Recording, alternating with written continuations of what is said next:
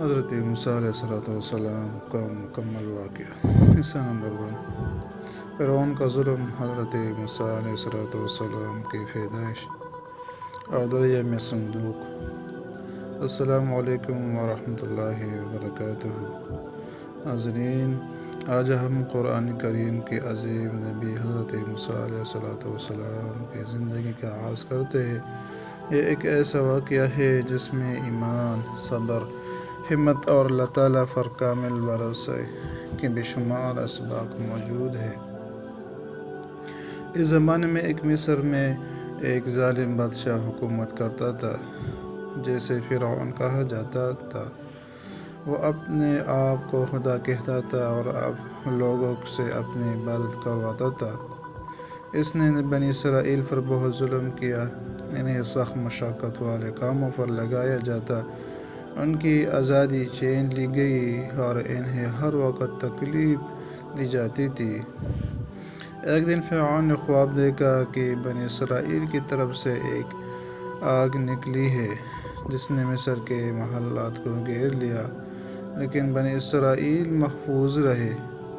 اس کے درباریوں نے تعبیر بتائی کہ بنی اسرائیل میں ایک بچہ پیدا ہوگا جو ایک دن فرعون کی حکومت کے خاتمے کا سبب بنے گا۔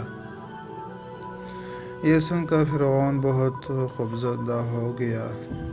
اس نے حکم دیا کہ بنی اسرائیل میں پیدا ہونے والے ہر نومولود لڑکے کو قتل کر دیا جائے، جبکہ لڑکیوں کو زندہ چھوڑ دیا جائے۔ اس دور میں بنی اسرائیل کے گھروں میں ہر طرف خوف اور غم کا ماحول تھا۔ اپنے بچوں کی حفاظت کے لیے پریشان رہتے تھے۔ اسی دوران اللہ تعالیٰ کے حکم سے حضرت موسیٰ علیہ السلام کی ولادت ہوئی۔ وہ نہایت خوبصورت اور نورانی بچہ تھا۔ ان کی والدہ کو اپنے بیٹے کی جان کا شدید خوف تھا۔ اللہ تعالیٰ نے حضرت موسیٰ علیہ السلام کی والدہ کے دل میں اطمینان ڈالا اور وحی فرمائی، اس بچے کو دودھ پلاؤ اور جب اس کی جان کا خوف ہو تو اسے ایک صندوق میں رکھ کر دریا میں ڈال دو۔ ڈرو نہیں اور غم نہ کرو، ہم اسے تمہاری طرف واپس لوٹا دیں گے اور اسے اپنے رسولوں میں شمار کریں گے۔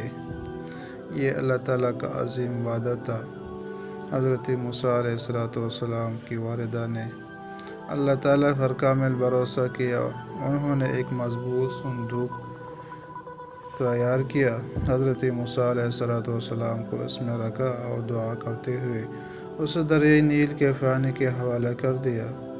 صندوق پانی کی لہروں پر بہتا ہوا سیدھا فرعون کے محلات کے قریب جا پہنچا۔ یہ وہ لمحہ تھا جہاں اللہ تعالیٰ کی عظیم حکمت ظاہر ہونے والی تھی۔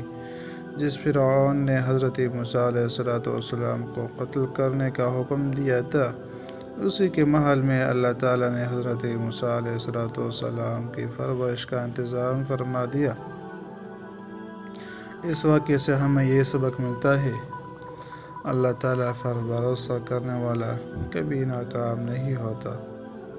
اللہ تعالیٰ نامکمل نظر آنے والے حالات میں بھی اپنے بندوں کی حفاظت فرماتا ہے۔ ظالم چاہے کتنا ہی طاقتور ہو، اللہ تعالیٰ کی مشیت کے سامنے بے بس ہوتا ہے۔ اگلے حصے میں ہم بیان کریں گے فرعون کے محل میں حضرت موسیٰ علیہ السلام کی پرورش اور حضرت آسیہ کا ایمان۔